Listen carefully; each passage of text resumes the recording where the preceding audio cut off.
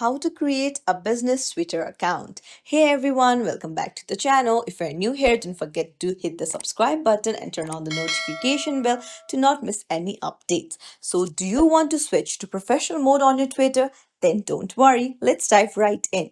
So, first things first, after opening your Twitter, you'll see your profile icon on the top left. Tap on it and then tap on the profile again, and there you see edit profile on the right hand side. Tap on it and there you'll see switch to professional. Tap on it and now you'll have to tap on agree and continue. So you'll need to add a description here. It can be anything that you want, and tap on next.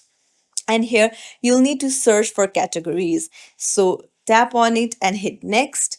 And now you can choose whether you want business or creator account, and then tap on next again. And then you can skip this for now, or you can customize your profile. And that's it. You just have to hit save, and then your account will be switched to professional mode. And that's it. If you found this tutorial helpful, don't forget to like and subscribe to our channel for more tips and tricks. Thank you for watching. See you in the next video, everyone.